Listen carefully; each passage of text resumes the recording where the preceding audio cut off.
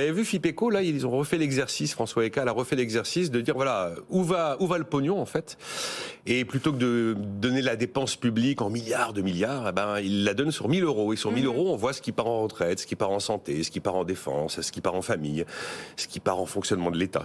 Et donc, voilà, où va l'argent de vos impôts? Vous irez voir la note de François Eka. Attention à ne pas mélanger les impôts et les taxes et les cotisations qui sont des assurances. Ah, mais d'accord, absolument. J'espère qu'il a fait l'exercice, je regarderai ça avec attention. Non, c'est un juridique. Agnès, c'est un expert. Et donc, à la fin, effectivement, il vous explique que ces 1 000 euros, voilà d'où ils viennent. Et je crois qu'il y a 850 euros qui sont des prélèvements obligatoires, dont un montant d'impôt et un montant de cotisation. On peut pas faire des prélèvements obligatoires, je vais pas vous confler. Ah non, ah bah si. Une cotisation. Alors c'est une assurance et un impôt, ça n'a rien à voir. La cotisation, une cotisation sociale, si vous la payez pas, vous allez en prison, c'est un prélèvement aussi obligatoire. C'est Fergan Aziari qui est en train de s'exprimer. Non, c'est la redistribution qui n'est pas la même. Je vais terminer la présentation. On l'a eu plein de fois ce débat. Moi, je veux bien qu'on recommence. Des définitions de juriste, un point de vue économique. Délégué. Mais ça a de l'importance. Délégué général de la. C'est politique. Bon. Désolé, Nicolas, je vous en prie. On commence. C'est la fin de l'année. C'est la dernière, donc je vous laisse. J'arrête. Non, mais en plus, je suis persuadé que vous seriez capable de faire sans moi. Là, je raconte une anecdote. Certainement pas. Je raconte une anecdote quand même qui date d'il y a 1 an, justement. J'avais une crève d'enfer. Je ne sais pas si les auditeurs se souviennent. Ah oui, tu n'avais plus de voix. Et j'avais un plateau, alors très homogène. C'est homogène dans le sens où c'était des gens très compétents sur le même sujet. Il y avait Christian Parizeau, il y avait Isabelle Job-Basile, donc sur tous les sujets Banque Centrale, les gros sujets macro, c'est juste des cadors. Et je leur avais dit, écoutez, je vous présente et vous faites. Parce que je ne peux plus parler. Et dans cette émission-là, j'ai pris la parole une minute au début, une minute. C'est la meilleure émission de BFM Business. Et ça a dû être la meilleure émission de l'année. Et en fait, ça leur allait très très très bien. Ils avaient bien vu que j'étais incapable de faire quoi que ce soit, donc ils se sont débrouillés. Ils connaissaient la maison, ils ont leur ronde serviette. Donc il est délégué général de l'Académie libre des sciences humaines, Fergan Aziari, et il a publié Les écologistes contre la modernité, le procès de Prométhée aux éditions Les Presses de la Cité. Je commencerai par vous sur le nucléaire tout à l'heure. C'est pas pareil quand même des cotisations et des taxes. D'accord, c'est obligatoire. D'un point de vue philosophique et d'un point de vue, encore une fois, économique, c'est un prélèvement obligatoire. Oui, c'est un prélèvement obligatoire. Fiscal, donc ce sont des subtilités juridiques. Il y a en effet en droit une typologie en fonction de la nature des prélèvements, leur affectation et compagnie. Mais pour l'économie, ça ne change rien. C'est un prélèvement obligatoire. On ne peut pas laisser dire ça, c'est totalement faux.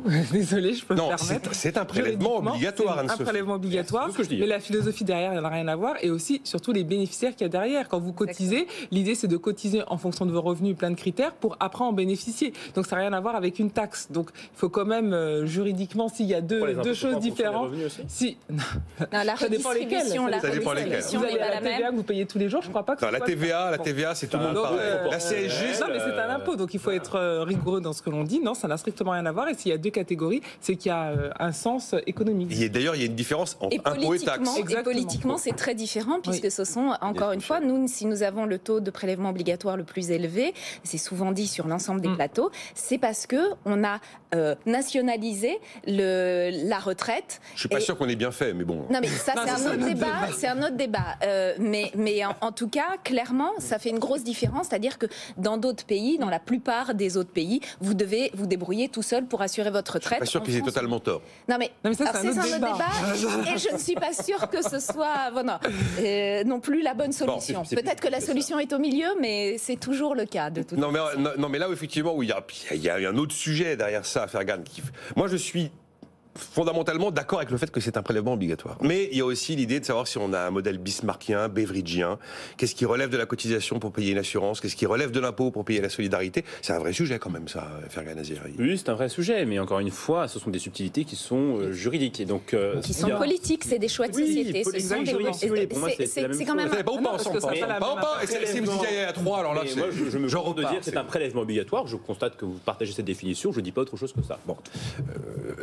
Justement, ce sont des choix politiques, Agnès Michel. Et on est arrivé à un moment où il va peut-être falloir se poser 2-3 choix politiques nouveaux.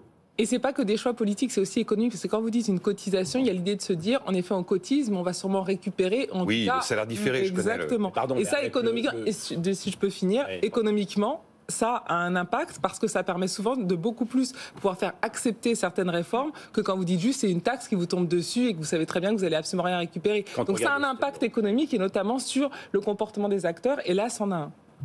Alors moi, je pense que sur le comportement des acteurs, l'impact n'est pas forcément toujours vertueux. Alors, c'est quand même c'est très déresponsabilisant. De dire que c'est juste une subtilité et que ça n'a aucun impact économique, ce n'est pas exact. Oui. Être assez audacieux pour affirmer que aujourd'hui le système des retraites, quand on cotise,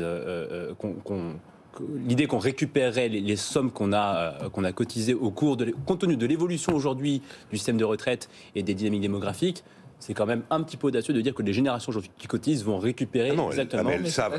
Elles savent qu'elles ne récupéreront pas. Exactement. Absolument pas. Oh là là, c'est pas ensemble.